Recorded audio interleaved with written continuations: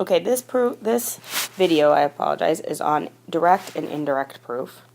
Okay, direct proof as a reminder. Direct proof, not as a reminder, but just to let you know, is the kind of proof you're used to. 2-column proofs and paragraph proofs, right? Those are the two that you've seen. For indirect proofs, we're going to use this a whole lot more. This is a video that I'm going to want you to take notes on, so make sure you have a piece of paper. An indirect proof is going to look a little different, okay? But what's really, really important is that you know these steps, okay? So what you're going to do to start with is you are going to assume the proof statement, and we're going to do an example of this. So take a minute, push pause, and just write down these statements.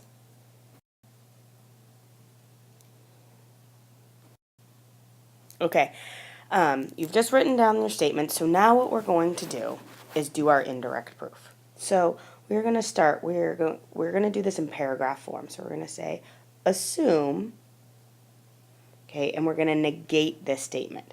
So we want to prove only one angle is obtuse. So what we're going to assume is both angles are obtuse. Both angles are obtuse.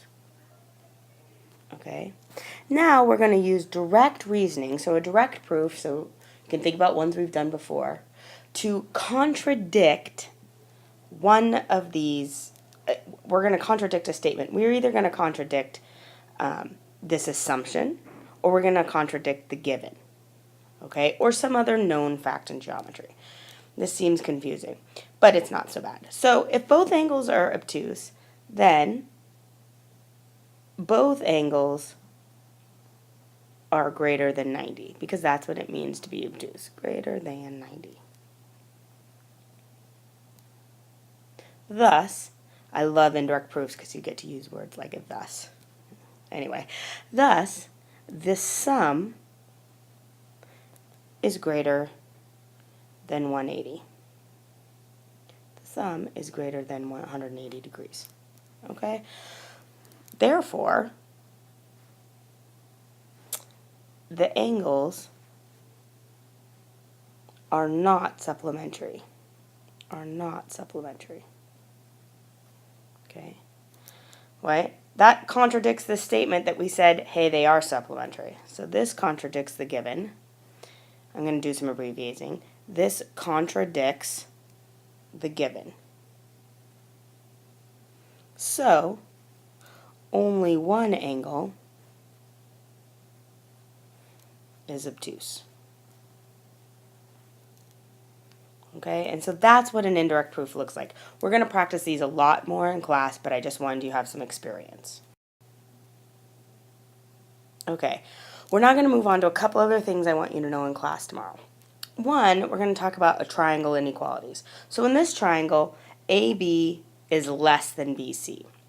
What that tells us is that the angle across opposite AB, C, okay, is less than the angle, and we'll do it in a different color, opposite BC, angle A.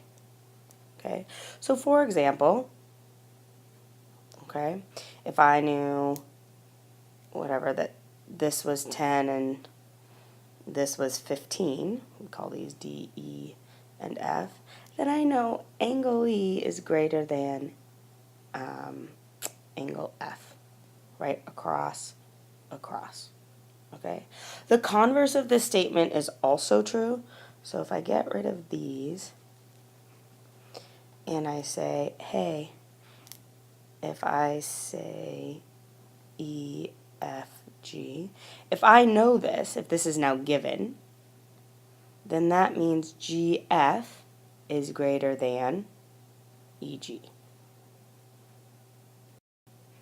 Okay, so here's where we can use this. So if I look at these two triangles, and I want to, if you look at the directions, list the segments from longest to shortest. So the first thing I want to do is I want to figure out how big all these angles are. Okay, and I can do this by using the triangle sum theorem. So let's start angle A here. Okay, angle A, if we add up, is going to be, what's it going to be? Sorry, 46 degrees. Okay, and in this triangle right here, This angle is going to be 65 degrees. Okay, so now what we want to do is we want to look at the longest sides in each triangle, okay? So in triangle ABC, this is the longest side, right? Because it's across from 65. In triangle ACD, AD is the longest side. So which one of these is longest, which is AD? So AD is the longest. Okay. So now we're going to look at this triangle that has AD. The next longest side, so this was the longest across from the biggest angle, middle angle. So now we're going to have CD. And then the next one is AC. Now we've gotten to this triangle, right? Okay, so AC we knew was the longest. The next longest is BC. And then finally AB. Okay?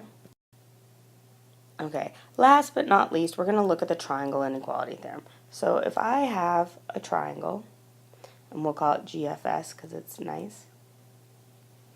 Okay, what I know is that if I add up any two sides, it's got to be bigger than the third side. If you think about this, it makes perfect sense. If I'm at G and I want to go to S, right, it's got to be longer to go G to F and then F to S. Okay. Now what's annoying is in the book they write this out a million ways. So then they also say, hey, GS plus SF has to be greater than GF, right? And then they say GS plus GF has to be greater than FS, right? All of those make sense, right? If I'm looking at this one, right? Okay. And I say, hey, I want to go from G to F, right? That's this, G to F. It's got to be longer to go GS plus SF, right? If I look here, if I want to go from F to S, right, it's got to be longer to go the long way, okay? So what I want you to not worry about the words for this theorem, but to understand that any two sides added up has to be longer than the third. So for example, if I wrote this was 5, 5, and 9, you know that's wrong, right? Bad news. This has to be at least 10.001. Okay? Similarly, I could have, if I have this and I say this is like 6, so that's 6, this is 10. Then this side here, right, it's got to be bigger than 4, right? It's got to be bigger than 4. But it's got to be less than 16. So this would be the choices of that side, right? Okay, I hope that makes sense. I hope you took good notes, and we'll talk more about this in class.